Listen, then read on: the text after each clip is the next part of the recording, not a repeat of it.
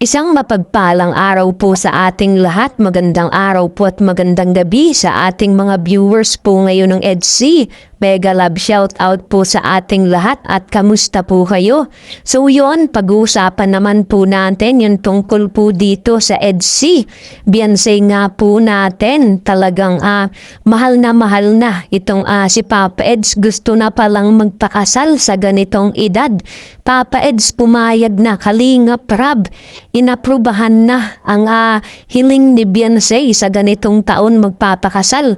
So yan po yung ating pag-uusapan at tatalakayin ngayong araw mga kalingap.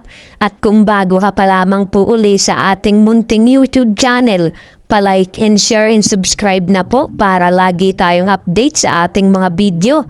At paalala po mga kalingap, bago tayo magbigay ng ating sariling opinion at komento, tapusin po muna natin ang tabuan ng ating video at suportahan po natin ang mag-ama na matubang na si Kuya Bal at Kalingap Rab sa mga araw-araw po nila na pagbibigay ng saya at tulong sa ating mga babayan. Lagi po nating suportahan at imaraton po na hindi lamang po tayo lagi nakasuporta sa mga bawat love team.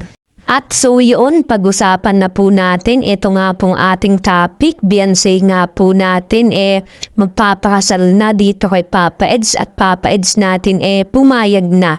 Kalingap Rab aaprubahan na. Ito nga pong gustong magpakasal ni Beyonce dito. At syempre mga kalingap, wala na pong problema kung yan magustuhan ng dalawa dahil masasabi ko po na meron na pong magandang trabaho si Papa Eds. Si Beyonce naman may magandang kaisipan. Kumbaga mga kalingap, masasabi natin sa edad pa lamang ni Beyonce na bata pa, talagang matured na at sanay na kumbaga sa isang pamilya na katulad noon na walang-wala pa sila, siya yung laging tumutulong sa kanyang pamilya. Kumbaga siya po yung nag-aalaga, siya din po yung tumutulong dahil syempre panganay nga po itong si Beyonce natin. Kaya masasabi ko po mga kalingap na panalo itong si Papa Eds kahit bata pa itong si Beyonce, at nakikita natin na hindi naman halata itong si Papa Eds na may edad na at ganun kay Beyonce na talagang matured na. Kumbaga parang masasabi natin na same age lamang po sila.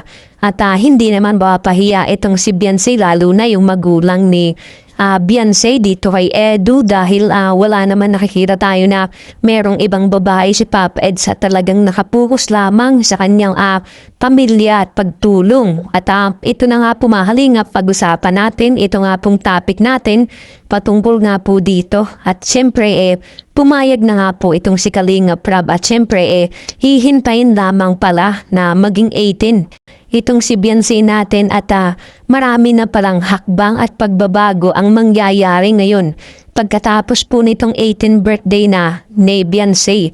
Kayo po ba mga kalingap, pasok po ba kayo dito sa ating opinion? At ito pong hiling po ni Beyonce na matupad na itong kasal po niya.